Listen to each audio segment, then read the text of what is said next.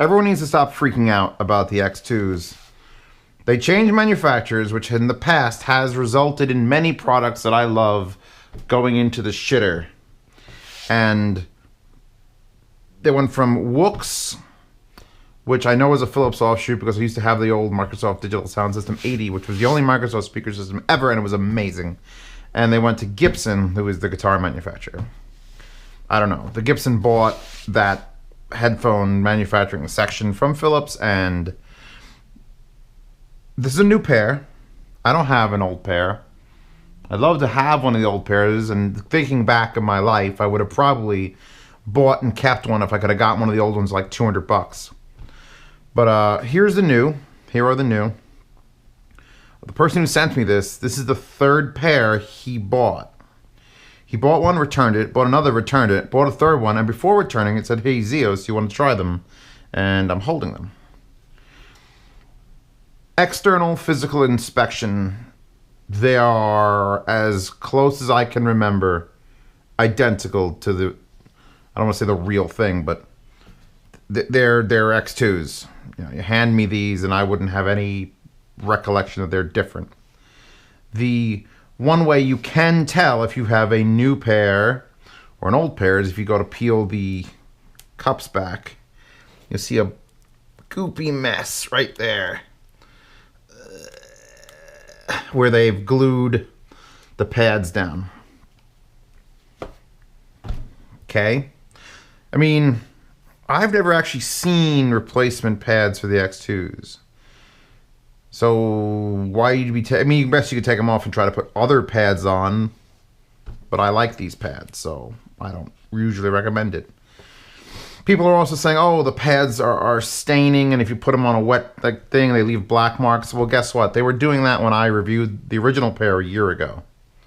So that is absolutely no different. They're following the manufacturing process to a T. Make sure the pads leak and get fucking felt shit all over them, because that hasn't changed. Now, I've heard some people say that there's just sound issues. It's completely bullshit. Like left side has no bass. And I can't verify that 100,000 pairs of these that were sold, or whatever the hell was sold, don't have those issues. But I will say that the issues were severe enough that Amazon actually put a warning box saying, look, there's been lots of reports of badness, and we're just going to let third-party sellers sell this until they sort it out. Now, maybe this guy got lucky on his third try, but I've been wearing them now for a while, for over a week. I didn't want to give them like a one-day listen and report. So they sound great. They sound as good as the original set I reviewed. Bass, soundstage, comfort, build. Highs are fine. Someone actually reported maybe it's the cable. The cable's got like a resistance problem and it's causing the head. And I tried multiple. I tried by V-motor cables and short little tiny cables. Nothing. Everyone's freaking out. Freaking the hell out. And if you get one that doesn't work, make sure you get it from Amazon or a place that has an excellent return policy, because you could just go, oh, these don't work. If you get them and they work, you're going to fucking know it, because they're going to sound like X2s. Now, I had them up here with, got a friend I convinced to buy the 9500s, and he's like, let me try them both. He had the 9500s, which we all know are the 9500s, and these, and he still preferred these. They're triple the price, sometimes more than that, but it wasn't like a blatantly, oh God, these 9500s are way better than the X. No, the X2s I've always put above the 9500s. They cost more, lots more.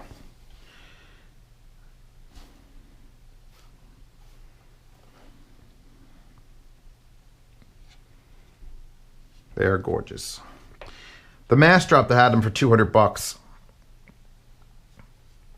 That is probably done. That was probably set up because of the freak out.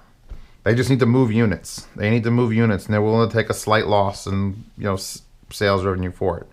That's fine.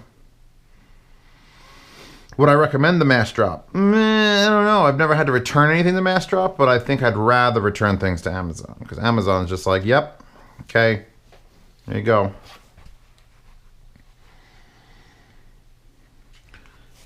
People are claiming also that the glue is actually in the pad. I will say the pads are a little stiff, but these are a brand new pair I got. Brand new.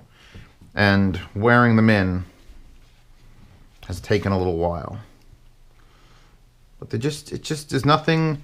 I wouldn't have gotten these and gone, fuck, they're so bad. Everything needs to be returned and give my money back. No. They're X2s. They sound like X2s.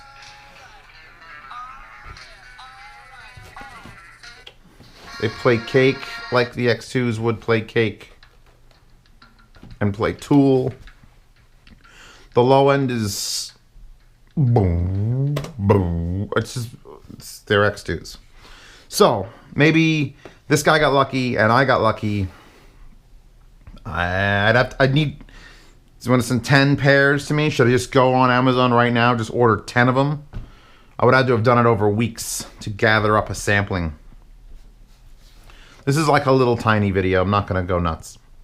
I will do another sound recording of them while they're here because I've got the new rig there.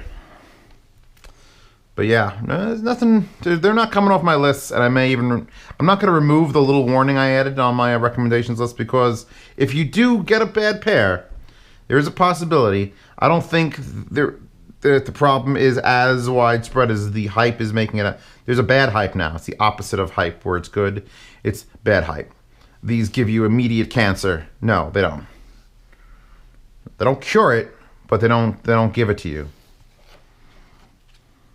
They came in the box. It came with a big, long, really high quality cable that is janky as shit, just like the originals. There's nothing wrong with this pair of X2s. And maybe, if you roll the dice, there'll be nothing wrong with your pair of X2s either. Link here, or in the description, however I want to do it, to the original X2 review, which is still valid. Because everything I would say, I said about them is here now. Although I have gotten out of that whole cross-feed thing for them. They just sound great on their own. And yeah, X2s, still a goddamn deal. We just have to add a few, gotta add a few new things to my list as these things get knocked around.